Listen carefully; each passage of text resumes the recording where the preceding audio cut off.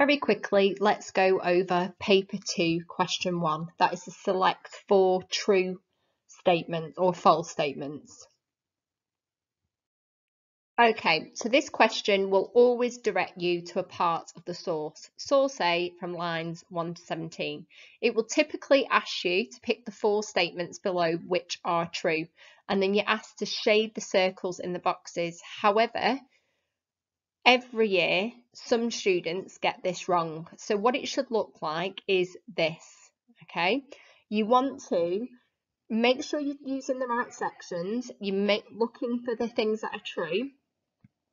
And then you want to shade the circle. However, before you go ahead and do that, my advice is to write your initial thoughts to the side of the statement. Okay, so it should look like this.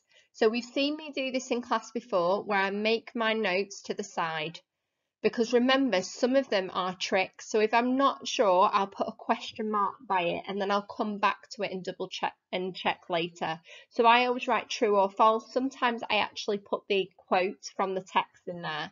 You only shade the circle when you are sure. This may feel like it's a ridiculous amount of time for a 4-mark question, but you won't end up spending more than 5 minutes on it. But don't be hasty on this one. You do need to read it carefully. Some are really straightforward, but sometimes they have a trick in there. AQA want to make sure you've read the text carefully.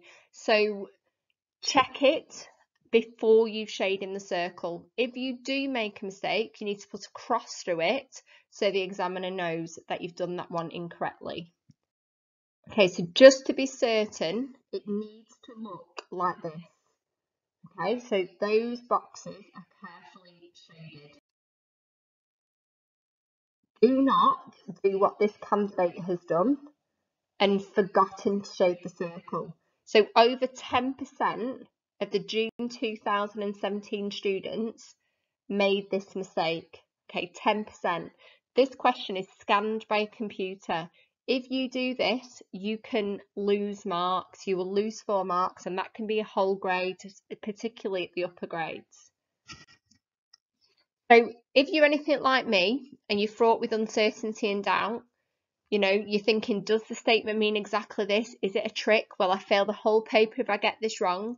To help you more, there is a rough sequence to the statements. They go in textual order.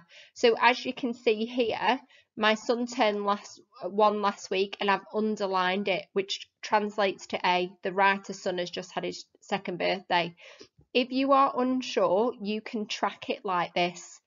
You can actually, on your text, underline and make a note of which statement it applies to. That can really help, okay? It means that you don't have to go back hunting through the text, and it will really help you if you're quite nervous. All right? Then, if you really want to check, write true or false in the column, like I've showed you before you shade it in. Okay? So if you need to, you can use both strategies. You can match the statement to the text from the lines.